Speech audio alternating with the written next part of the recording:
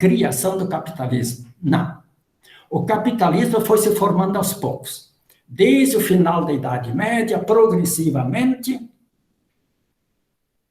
século XVIII, século XIX, e como já disse antes, ainda hoje, o capitalismo está em definição e formação. No século XV, passamos pelo capitalismo comercial, mercantil, que inclusive marcou época no Brasil. A famosa era da cana-de-açúcar, do algodão, da borracha, das especiarias, que enriqueceram os países europeus. No século XVIII, XIX, este capitalismo evoluiu e passou a chamar-se capitalismo industrial, o capitalismo das máquinas, das indústrias, das fábricas. Charles Chaplin traduz isso muito bem com o filme Tempos Modernos. No século XX, o capitalismo financeirista. É este que manda hoje no mundo e manda no Brasil. Os financeiristas, que não precisam mais de máquinas, de empresas, indústrias, fábricas, terras. Vivem de especulação e enriquecem com o nosso dinheiro. Mais de 50% da nossa receita, fruto do nosso suado trabalho, vai para os banqueiros.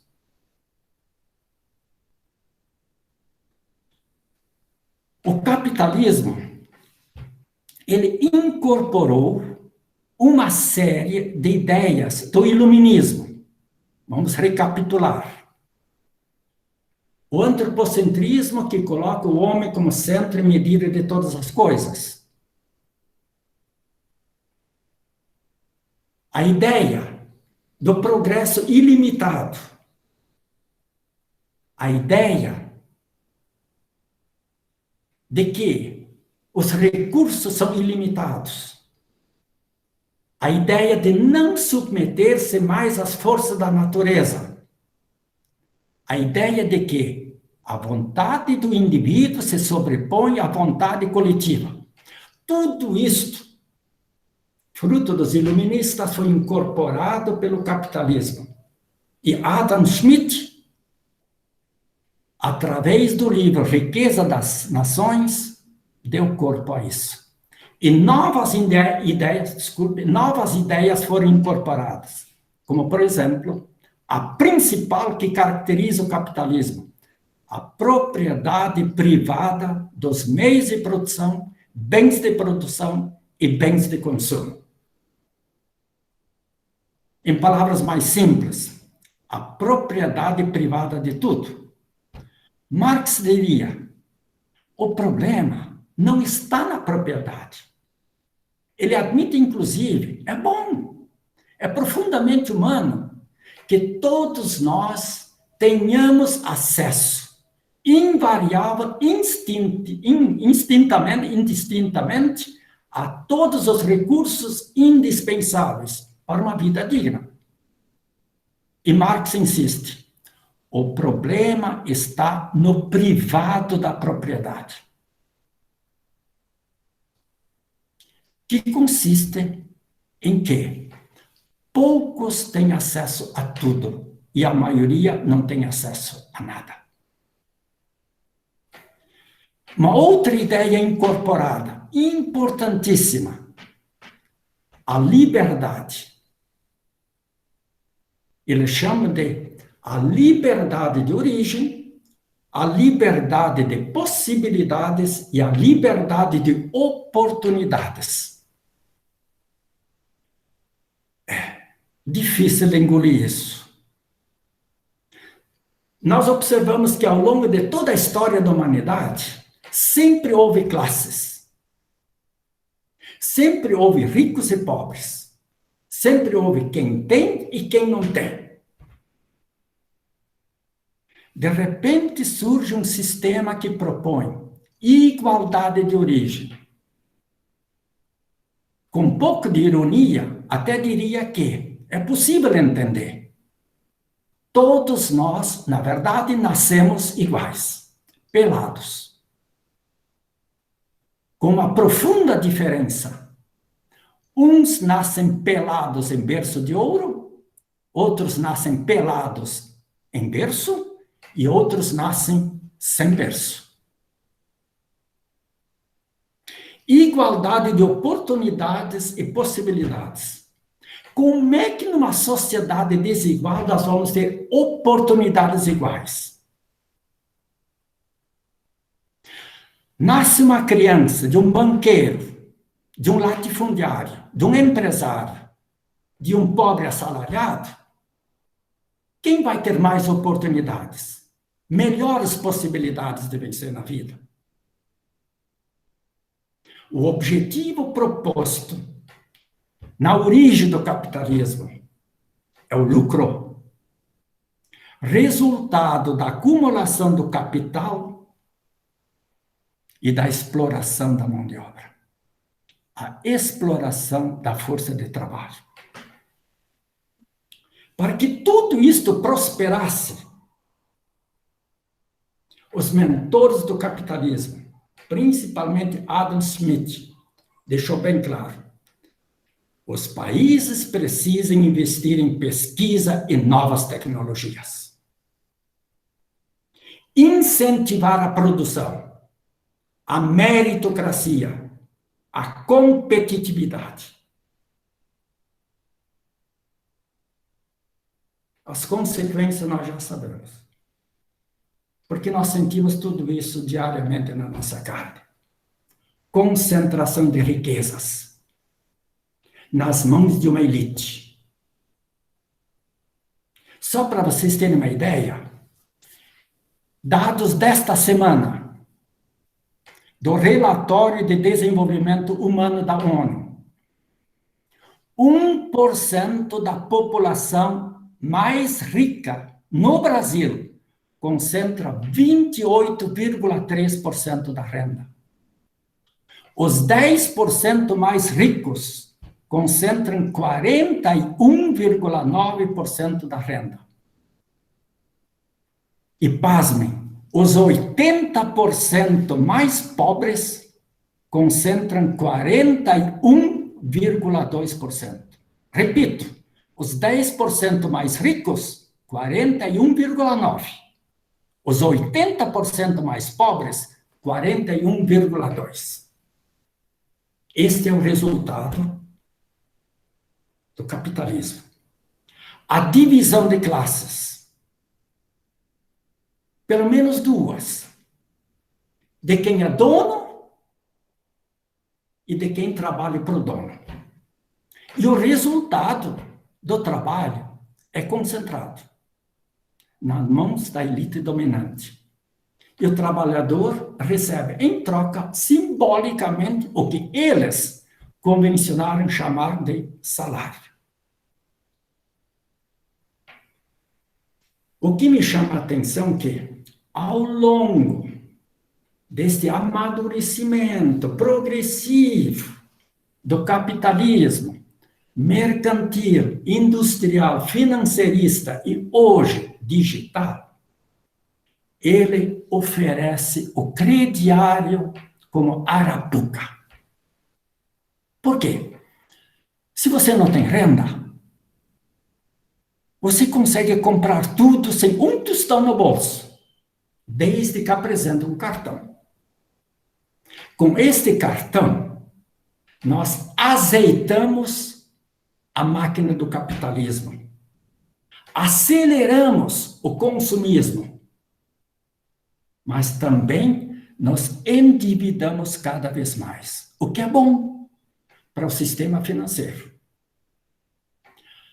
Vamos conferir isto resgatando uma outra imagem, por favor. Abrimos aqui. Só um momento.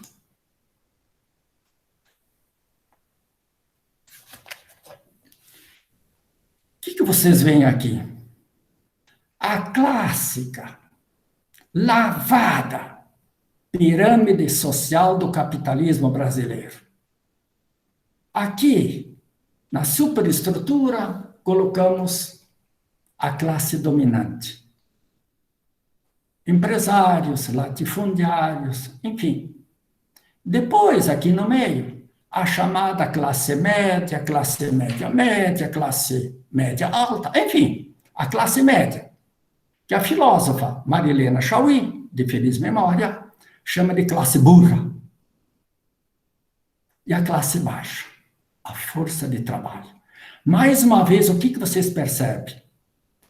A pirâmide, ela se mantém em pé, porque ela tem uma base sólida, larga, constituída pela força de trabalho, que produz toda a riqueza que sustenta essa pirâmide. A sutileza que se esconde por detrás dessa pirâmide, o vírus ideológico, o que nós observamos? Nesse vírus, você pode migrar de uma classe para outra. É possível migrar. Desde que você faça força e economize. Não deu certo? Precisa economizar mais e fazer força. Aí você chega lá. Voltamos.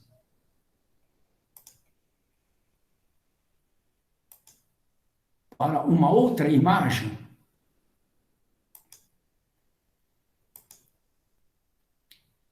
Só um momento.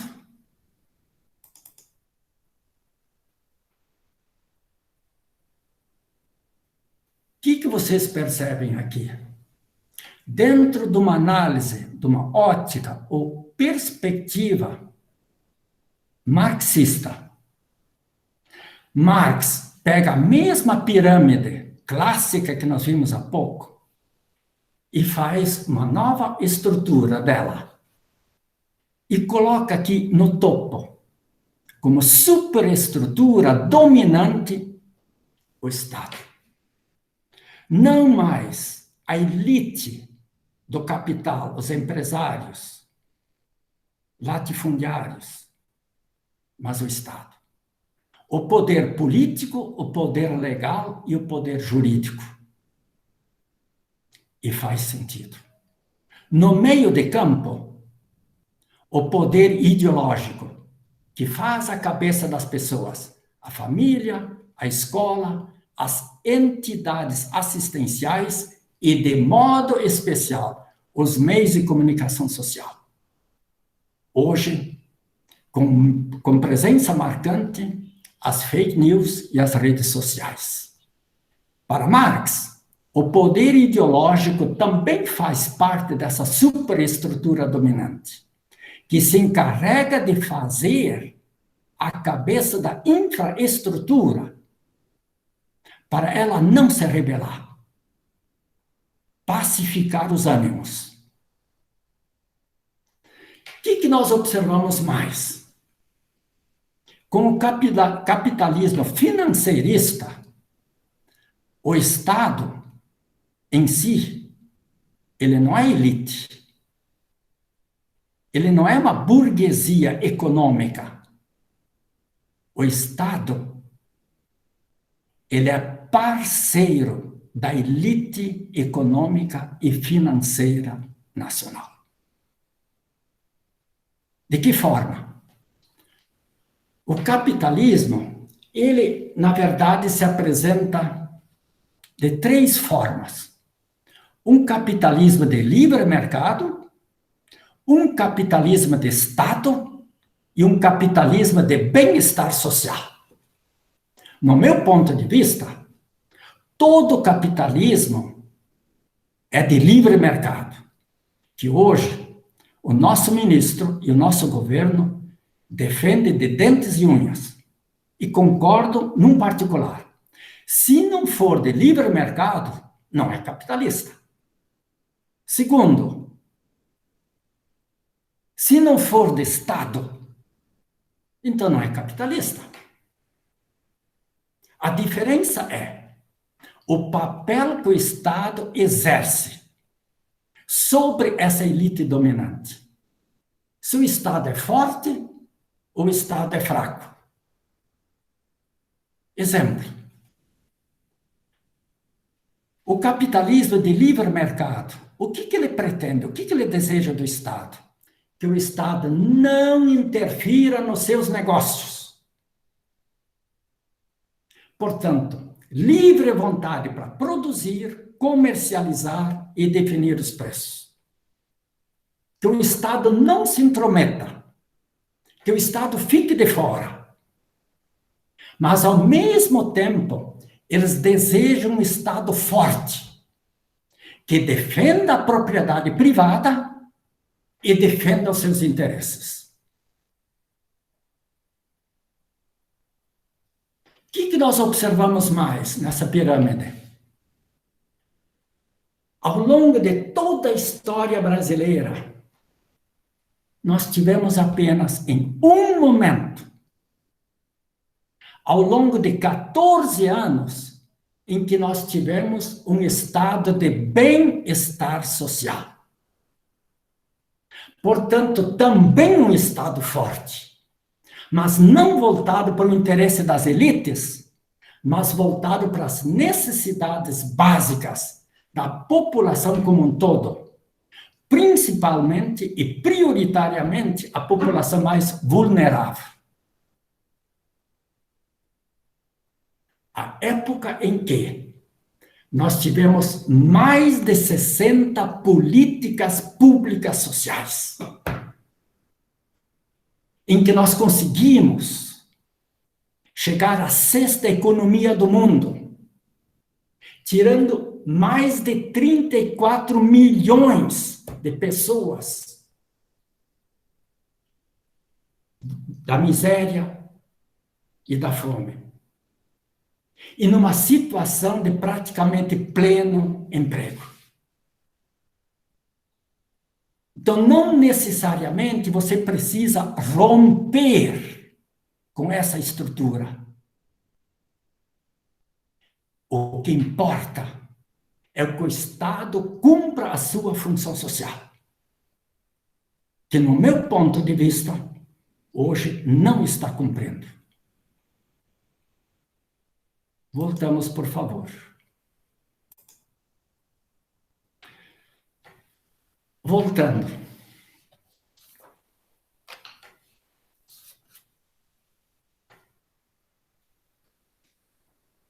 Uma reflexão a mais, com aprofundamento teórico, sobre as ideias até aqui apresentadas. Inicialmente, gostaria de resgatar Edgar Morin, sociólogo, antropólogo, filósofo francês. Morin, olhando a trajetória do capitalismo ao longo da modernidade, pós-modernidade, o capitalismo industrial, o capitalismo financeiro e hoje digital, Morin faz a seguinte observação: constatação. A ciência está subordinada cada vez mais à técnica e às novas tecnologias, que, por sua vez, está subordinada às indústrias, que, por sua vez, estão subordinadas ao lucro. E faz sentido. As novas tecnologias, as sofisticadas novas tecnologias, vão parar inicialmente aonde? Nas escolas? Nos hospitais? Ou nas fábricas e nas indústrias? Isto é tão real que nós observamos agora, essa semana, que a prova do Enem foi adiada. Por quê? Uma constatação óbvia. Muita gente não tem computador. Outros não têm internet. Como é que vão estudar no isolamento? Com as escolas fechadas? E Morin vai mais longe e pergunta: será que a pós-modernidade tecnológica ela tem interesse num tecno-humanismo? Isto é, na humanização da técnica e do sistema econômico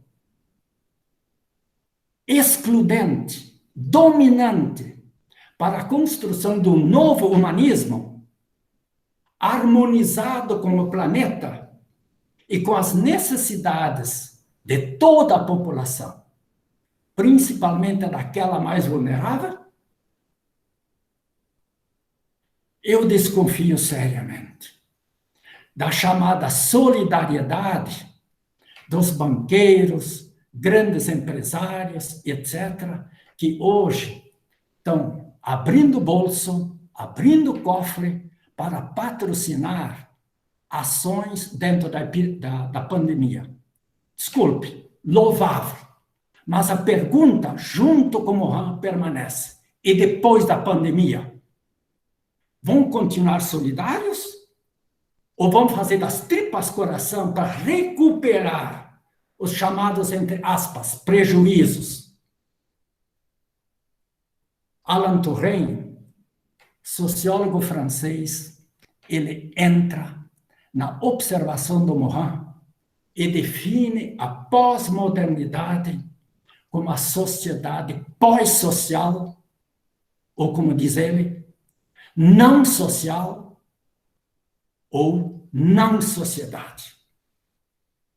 Porque este capitalismo perverso, moderno e pós-moderno, está arrebentando cada vez mais com os laços sociais, os vínculos sociais, a relação do eu, tu e nós, a relação do sujeito para sujeito, cujas relações, segundo Touraine, são transformadas em transações, transações, que transforma o sujeito em objeto, em mercadoria de uso e troca.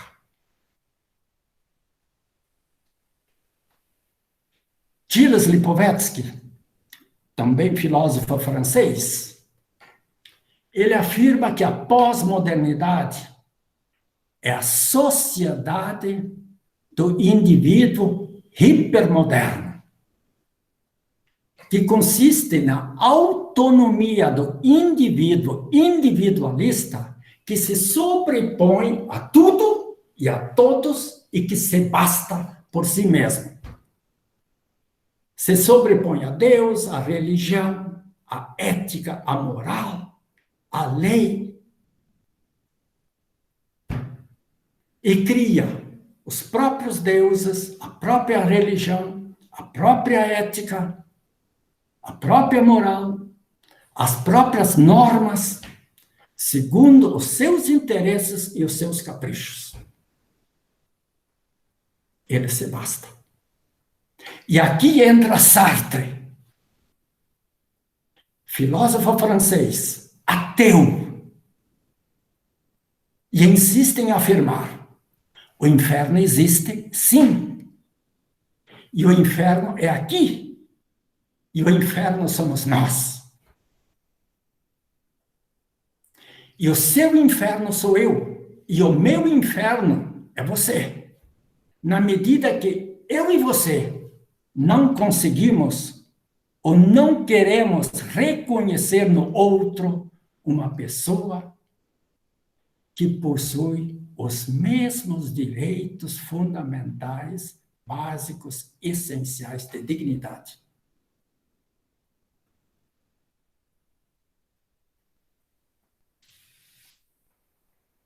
Aqui entra Habermas, filósofo alemão. Ele olha a realidade que vem vindo desde o século XVIII até hoje, com a reciclagem permanente, mas perversa, do mesmo capitalismo, que passa por fases diferentes, industrial, financeirista, digital, e divide esta sociedade em dois mundos: o mundo do trabalho e o mundo da interação, da relação. Onde é que está o problema? Ele diz que o capitalismo perverso, ele criou no mundo do trabalho, isto é, na fábrica, nas empresas, um vírus que ele chama de racionalidade instrumental, que consiste em usar o conhecimento, os saberes, a ciência, as tecnologias como instrumentos. Está aí. Racionalidade instrumental. Como instrumentos de dominação da natureza e de exploração do ser humano. Esse vírus é tão perverso que gera uma pandemia nas relações sociais e pessoais. Ao sair do trabalho, o trabalhador introjetou esse vírus e, ao chegar em casa, ele contamina a família, contamina a escola, contamina a comunidade, contamina as relações sociais.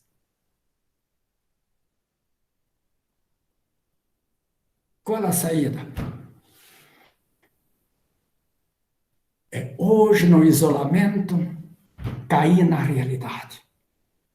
Tomar consciência que é preciso identificar e expulsar o vírus da irracionalidade da nossa vida.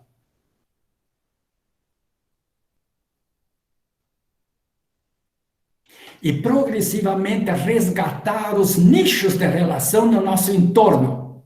Família, escola, comunidade. E se pudermos e quisermos ir mais longe, recuperar os nichos de interação social no trabalho. O que, segundo Habermas, não é nada fácil. E sabemos por quê. O resultado desta irracionalidade instrumental, nós também conhecemos. Mas Habermas descreve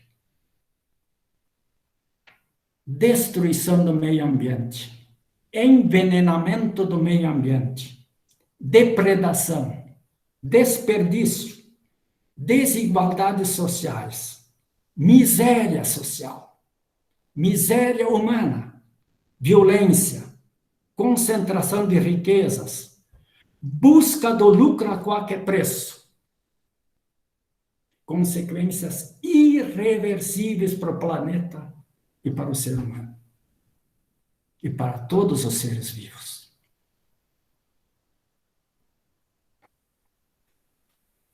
Serge Latouche entra e diz o seguinte, que nós somos mordidos pelo vírus da mosca do crescimento pelo crescimento. E somos mordidos pelo vírus do crescimento a qualquer preço. Por quê? Os fins justificam os meios. E Serge Latouche vai mais longe. Ele vê com bons olhos essa consciência coletiva que aos poucos estamos criando no sentido de nos preocuparmos com a sustentabilidade do planeta, priorizando o que consumimos. Cuidado com aquilo que despejamos, a reciclagem do lixo, o aproveitamento de resíduos. Mas diz ele, tudo isso está vindo bastante tarde. Você diria, antes tarde do que nunca, tudo bem. Mas Latouche afirma que isso não basta. Cedo ou tarde, querendo ou não, nós vamos ter que aderir à teoria do decrescimento. Isto é, crescer para trás, não crescer, Latouche afirma, não. Crescer, sim, mas tão somente naquilo que é fundamental, indispensável e básico. Para quê? E Latouche responde, para salvar o planeta. Salvar as espécies de seres vivos e salvar a espécie humana.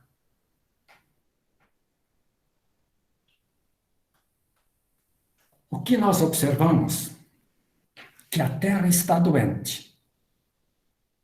E as populações de seres vivos e de populações vulneráveis pedem socorro. Por isso, precisamos urgentemente repensar o nosso papel e a nossa função como seres humanos no planeta. Leonardo Boff, no livro Princípio Terra, ele afirma o seguinte: Terra e o ser humano formam uma única identidade. Somos a terra que pensa, somos a terra que ama, a terra que sonha, a terra que reza. Somos filhos e filhas da terra. Mas o capitalismo insiste em negar isso. Por isso, precisamos aprender a viver com menos coisas, de forma mais simples, mas com mais qualidade.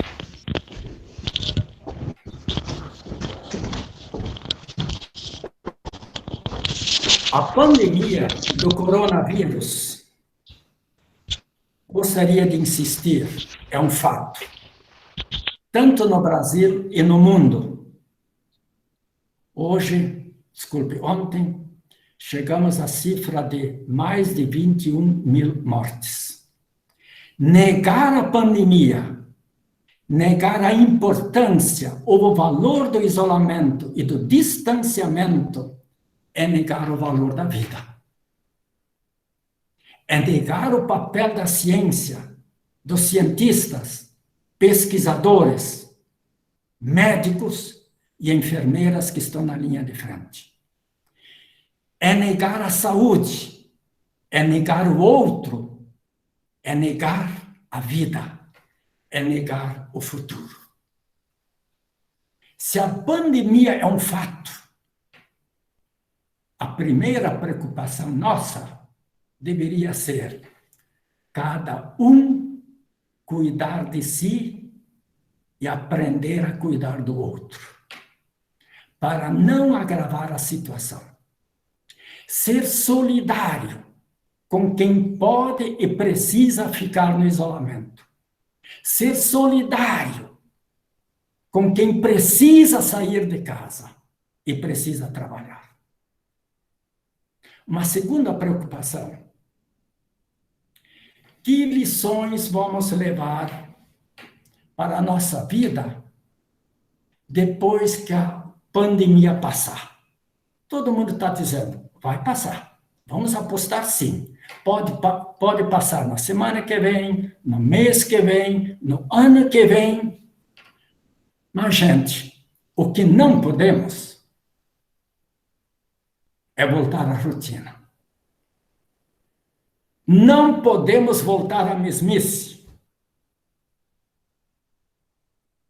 Nós temos que voltar diferentes. Com uma outra concepção de vida, uma outra concepção de pessoa, uma outra concepção de relações e de interação pessoal e social. Voltar com uma outra concepção de organização da vida em sociedade. Eu fico indignado vendo postagens na rede social de gente que se orgulha em afirmar que estou fazendo uma faxina em casa. Ótimo! Estou virando os armários, gavetas e prateleiras do avesso. Ótimo! Nós precisamos pensar mais longe. Qual o meu compromisso com a sustentabilidade do planeta? Qual o meu compromisso com os pobres, excluídos, desempregados, ambulantes e invisíveis? Agora o governo se deu conta, nós temos milhões de invisíveis. Pessoas que vivem do nosso lado. É gente. Tem os mesmos direitos, mas não tem lenço nem documento. Papa Francisco já insistiu tanto, convocando a todo e cada cristão a pensar num outro modelo econômico e social. Porque este que está aí produz cada vez menos ricos, mais ricos, às custas de cada vez mais pobres, mais pobres. E como cristãos, não dá para se omitir. Políticas públicas sociais.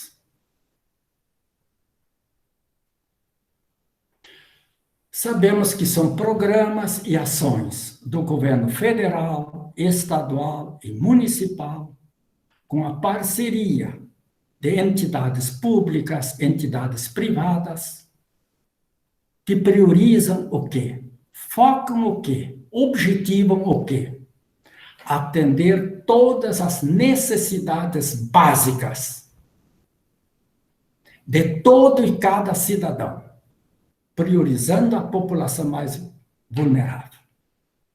Por exemplo, moradia, alimentação, educação, saúde, trabalho, saneamento básico, água, vestuário, transporte, segurança, meio ambiente, cultura, lazer. Onde é que está o Estado? Onde está a riqueza produzida pela força do trabalho? Por que isso não chega às origens, às bases, aonde estão os problemas? Basta conferir o artigo 7º, inciso 4º da Constituição. Lá está tudo claramente colocado. Inclusive o salário mínimo deveria atender todas essas necessidades básicas. E por que não atende? Onde está o poder político? Onde está o poder judiciário? Onde está o poder legislativo? Por que não resgata essa palavra morta que está na Constituição e faz valer, faz cumprir? E concluindo, diria o seguinte: duas sugestões. Está na hora de os movimentos sociais, movimentos assistenciais, igrejas, ONGs, movimentos populares, trabalharem em parceria com as prefeituras da sua comunidade, para identificar as necessidades, prioridades, elaborar projetos, ir atrás de recursos. Eu sei que isso não é fácil, porque para muita prefeitura, isso significa uma intromissão ideológica. Enquanto não despertamos para este tipo de parceria, quem padece é a população mais vulnerável. Segundo, prefeitos e governadores vão continuar de chapéu na mão em Brasília.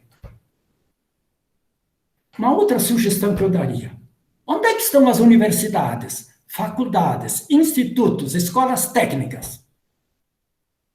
Eles conhecem a sua comunidade, os problemas da sua comunidade?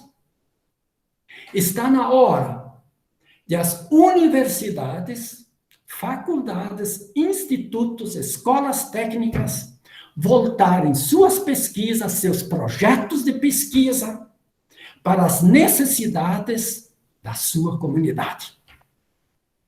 Um exemplo claro, simples, flagrante.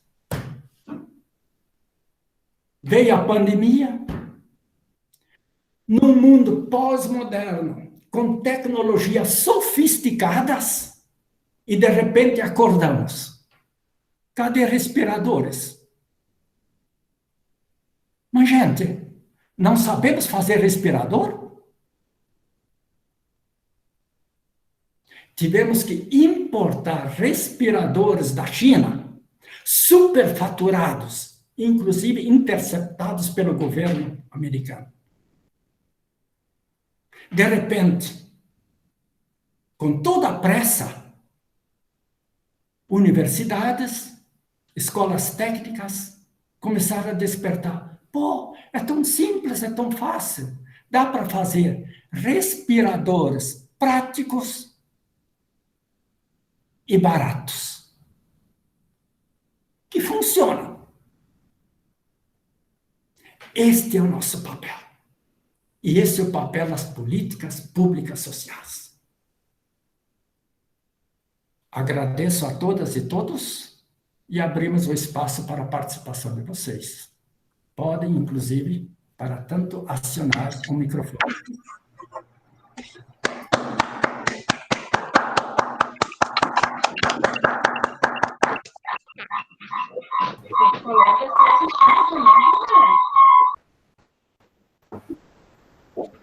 Zeca, tu coordenas? Não, eu acho que pode fazer essa parte, Paulo.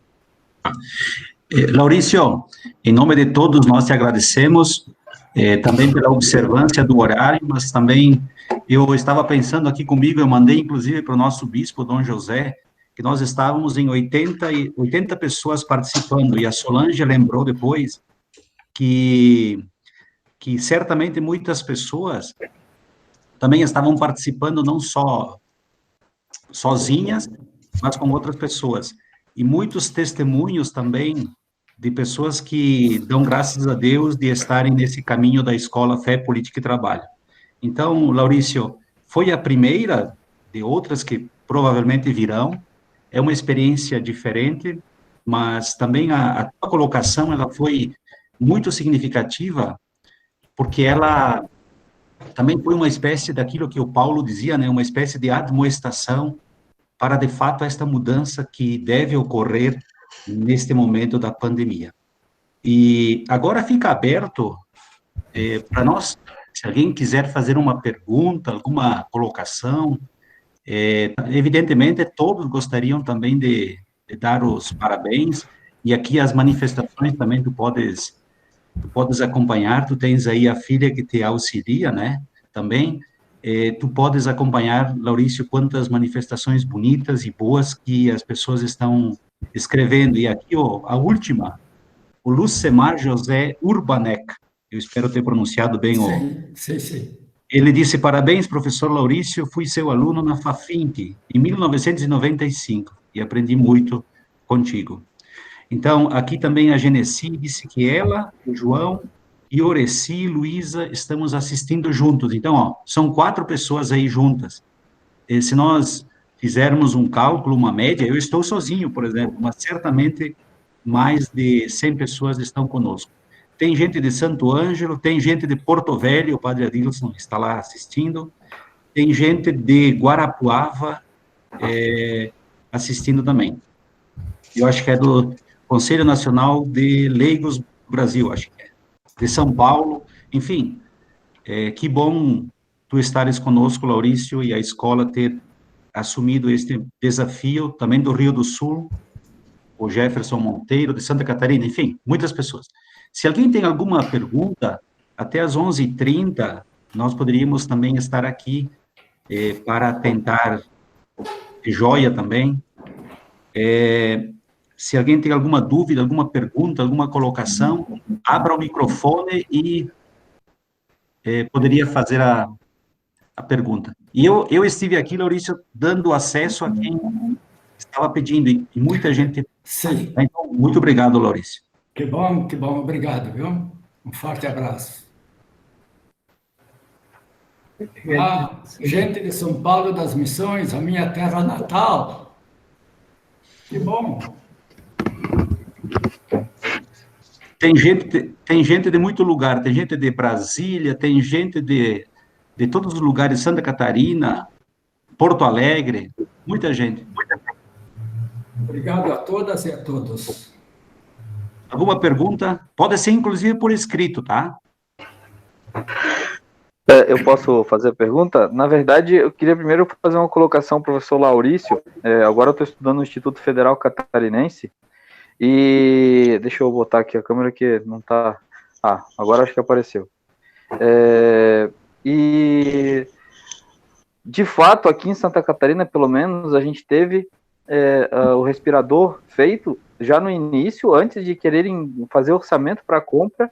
O que a gente observou, e eu venho vendo isso também, é que não só para a vacina que é antiviral, né, e como também para os respiradores, há um interesse financeiro por trás disso, que quem quer realmente solucionar o problema é mascarado, é escondido, como se não estivesse fazendo nada, nem se interessando por isso, e aí eles procuram, acredito até como uma forma de desviar dinheiro, como o que aconteceu com o nosso governador aqui em Santa Catarina, por atrás de pessoas piratas, né, que maquiaram toda uma compra de respiradores, sendo que quase 36 mil ou 36 milhões, mas assim, cada respirador, uma coisa desse tipo. E a minha pergunta é aquela questão do poder do Estado, né, que eu me questiono muito, assim, minha dúvida mas aí a gente tem a questão religiosa, o Deus não seria também um poder do Estado? Essa é a minha pergunta, colocando as afirmações que o professor botou ali. Nós temos vários teólogos aqui conosco, eu não sou teólogo, e com certeza poderiam intervir e responder melhor do que eu. Eu acredito que sim. Inclusive, esses dias fiz uma postagem na rede social que virou uma polêmica, que eu disse que eu era de esquerda porque eu era cristão. Entende? E aí, gente que comentou que não deveria misturar as coisas, que não deveria confundir religião, espiritualidade, religiosidade com caminhada política, enfim. Eu digo, olha, eu fiz uma opção de ser cristão, portanto, eu tenho um compromisso com o Evangelho, um compromisso com a justiça e a igualdade social. Entende?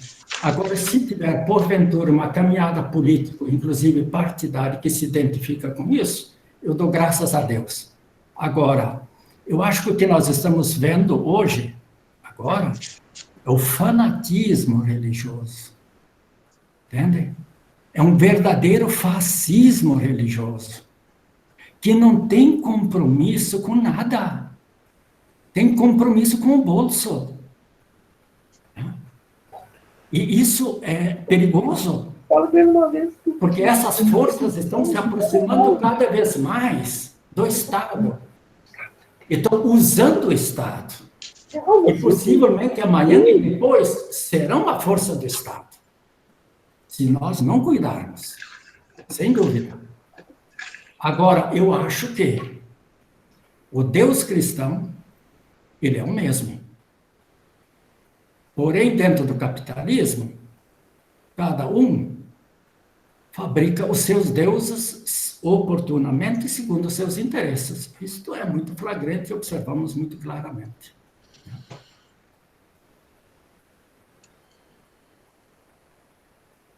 Obrigado, professor. Obrigado. Laurício. Fala. Laurício, pergunta propriamente não tem, mas alguém sugeriu se tu pudesses, ao menos em 2 ou 3 minutos, 4, falar sobre a questão da da reunião do vídeo de ontem. A reunião do quê? A reunião, o vídeo que foi divulgado ontem, da reunião de abril. Antes... Encontro de boteco. Sim, tá. Obrigado, Zeca. Antes de abrir a sala, nós estávamos aqui a título de experiência conversando e alguém fez essa observação. Viu o vídeo de ontem, etc. e tal. Gente, eu não vi. Eu não vi. O que eu vi, eu sei, é que o presidente, ele recebeu um tipo checkmate que tem que entregar o seu celular. Entende? E ele reagiu após através da sua Secretaria de Segurança. Então, isso eu sei. E eu sei que houve um bate-boca. E ele deixou bem claro que chegou nos limites. E também, eu sei que houve um bate-boca com palavras assim de meio baixo nível, em virtude do ministro Celso de Mello ter dito que vai revelar toda a conversa do vídeo. Desculpe, do vídeo da reunião, da gravação da reunião. Agora, mais do que isso, no momento, eu não sei. E peço desculpas por isso. Mais alguém tem alguma pergunta? Eu gostaria de fazer uma pergunta, Laurício. Assim, ó, no momento da tua fala, tu colocou sobre a necessidade de nós recuperarmos a inter-relação pessoal, né, que é uma coisa que a gente sempre falava antes da pandemia e era um assunto muito recorrente dentro da escola, quando nós dizíamos assim que nós éramos muito individualistas, nós éramos uma sociedade muito individualista, cada um na sua, as pessoas não conheciam nem os vizinhos de porta, essas coisas que eram bem comuns. Então, se já era difícil antes nós recuperarmos essa coisa do encontro, do conversar, do olho no olho, como é que a gente vai fazer isso num momento em que o distanciamento social, ele o modelo, o modo de governar que está, é aquilo que está acontecendo hoje, não só no Brasil, mas em todo o mundo, né? Então, como é que a gente pode recuperar isso nesse momento? Essa é a minha questão. Pois é. Volto a Touraine. O Touraine, ele usa uma linguagem figurativa que eu acho muito interessante. O que dá consistência e resistência a uma rede de vôlei, uma rede de futebol, uma rede de pesca, não é a linha em si. O que dá resistência, consistência e sentido à rede são os nós. É um nozinho depois do outro. Então, é a linha firmada por nós. Touraine entende o tecido social, as relações e das interações sociais, somos cada um de nós, ou seja, é cada um dos nozinhos da rede. E o que ele insiste em afirmar? É este tecido que está se rompendo pela perversidade do sistema. E é este tecido que nós temos que recompor. Em palavras simples, nós temos que apertar os nozinhos, ou seja, nos dar as mãos e não largar. Nós temos que fortalecer as bases. Fortalecer nas bases o movimento social, o movimento sindical, o movimento popular, as ONGs, cada um com uma função específica, mas cada um com um objetivo único: somar. Rita, né? Eu entendo que existe um perigo de gostar do isolamento e se acomodar no isolamento. No início, para muita gente foi difícil, para mim também foi.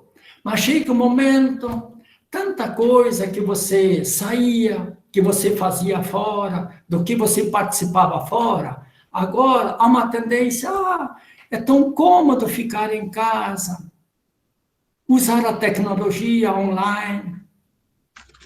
Isso é um perigo. Isso é um perigo. E disso nós vamos ter que ter consciência. Para muita gente, acha que é fácil sair. Entende? E assumir esse compromisso. Mas eu entendo que não é tão fácil, não. Maurício, posso? Oi? Sim. Recuperando a tua excelente magna aula, né? E de repente, como uma sugestão, nós que abraçamos a cristandade, acreditamos no Evangelho e tentamos pô-lo em prática, a título de sugestão, será que, assim, sem ironia, não seria momento de repente, lá no batismo, isso especificamente nós que somos da Igreja Católica, de o padre não só usar sal, de repente começar a botar um pouquinho de terra na cabeça de cada batizado? Rudimar, muito significativa e muito rica a sua simbologia. O sal tem um significado, mas acho que a terra, sem dúvida, tem um significado muito forte, entende? Nos aproximar novamente, né, das nossas origens. Né? Aquilo que o Leonardo Boff fala com tanta propriedade. Nós somos parte da Terra. Nós somos filhos da Terra. Nós somos irmãos da Terra. Por isso nós temos que ter um zelo, um cuidado todo especial. Poderia-se trazer isso simbolicamente para diferentes atos religiosos, desde que isso fosse, claro, explicado, inclusive no batismo. Concordo contigo, Ruth.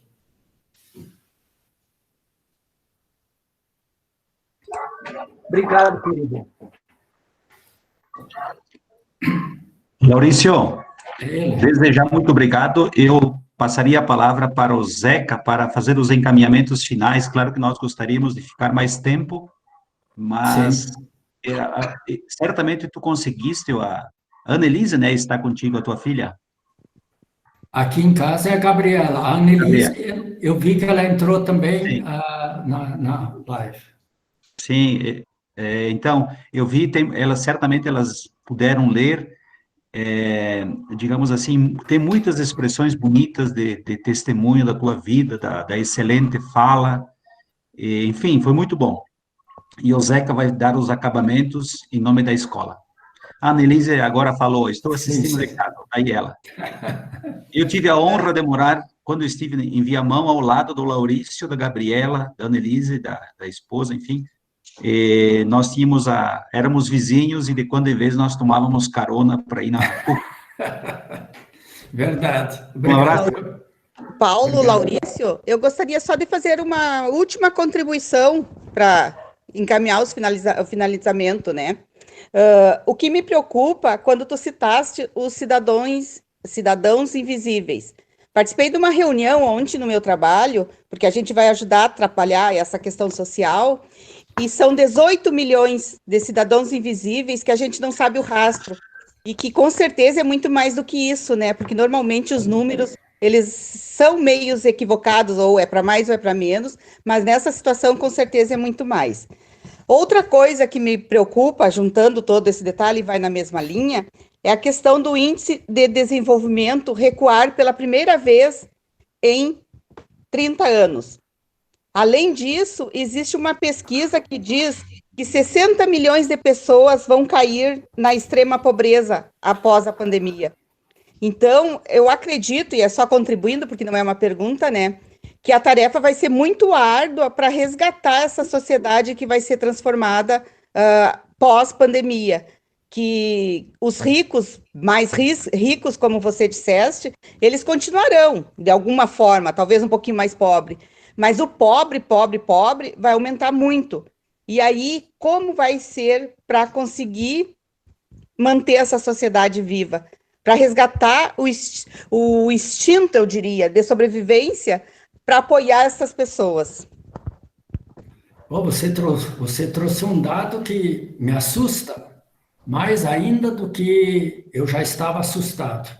Eu cheguei a tomar nota aqui essa semana, eu vi essa informação de que a ONU prevê uma queda no desenvolvimento social e na qualidade de vida da população brasileira.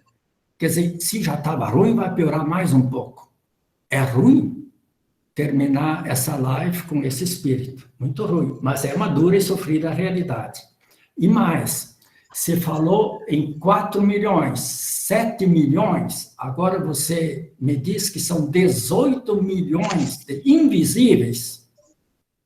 É muito chão pela frente. É muita responsabilidade.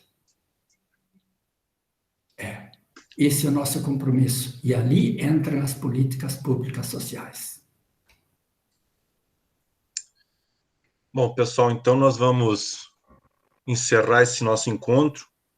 Queremos agradecer imensamente o Laurício pela disponibilidade, agradecer de coração a todos vocês. Eu acho que a presença de vocês massageia um pouco o nosso coração, mas também nos deixa um grande compromisso e uma certeza da importância que essa escola tem para a diocese, para todos, né? O padre Gilney, quando falava da escola, ela dizia que escola de formação, fé e política existe em tudo que é lugar. Escola de formação, fé, política e trabalho, só a nossa, no mundo. E a gente vê aí a presença do pessoal aí de vários rincões, então reforça um pouco isso. Nos deixa um grande compromisso de que essa escola permaneça, continue, e a gente está tentando fazer isso. Nós colocamos no início do encontro que era uma experiência e que se essa experiência fosse positiva, como foi, nós iríamos ter outras. Então, por favor, nós vamos mandar isso também depois, mas anotem aí já dia 6 de junho, vocês ouviram aí, o Laurício falou várias vezes a questão do decrescimento. Então, dia 6, nós estamos propondo um novo encontro, Sociedade de Consumo e Decrescimento, com o Agostinho Cope, doutor em Direito, professor aposentado da UX. Nós gostaríamos muito de contar com a presença de vocês também, se puderem, convidar outras pessoas que fizeram a escola ou que não fizeram a escola. Agradecemos imensamente o Laurício, todos vocês, e eu quero terminar aqui com um outro espírito, né? Foi falado aí a questão dos números dos invisíveis. Eu quero terminar lendo um poema musicado, vocês conhecem com certeza, e eu quero encerrar lendo ele. E é assim, ó. Hoje, você é quem manda. Falou, tá falado. Não tem discussão, não. A minha gente hoje anda falando de lado e olhando para o chão, viu? Você que inventou esse estado e inventou de inventar, ora, tem a fineza de desinventar. Você vai pagar e é dobrado cada lágrima rolada nesse meu penar. Apesar de você, amanhã há de ser outro dia. Ainda pago para ver o jardim florescer, qual você não queria. Você vai se amargar, vendo o dia raiar, sem lhe pedir licença. E eu vou morrer de rir, que esse dia há de vir antes do que você pensa.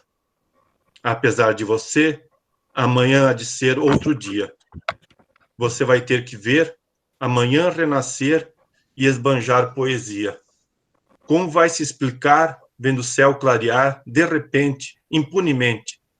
Como vai abafar nosso coro a cantar na sua frente? Toda a escuridão que você inventou, o pecado, e esqueceu de inventar o perdão. Apesar de você, amanhã há de ser outro dia. Eu pergunto a você, Onde vai se esconder da enorme euforia? Como vai proibir quando o galo insistir em cantar? Água nova brotando e a gente se amando sem parar.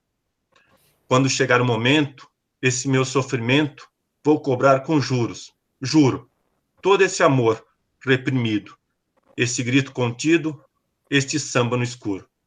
Você que inventou a tristeza. Apesar de você, amanhã há de ser outro dia.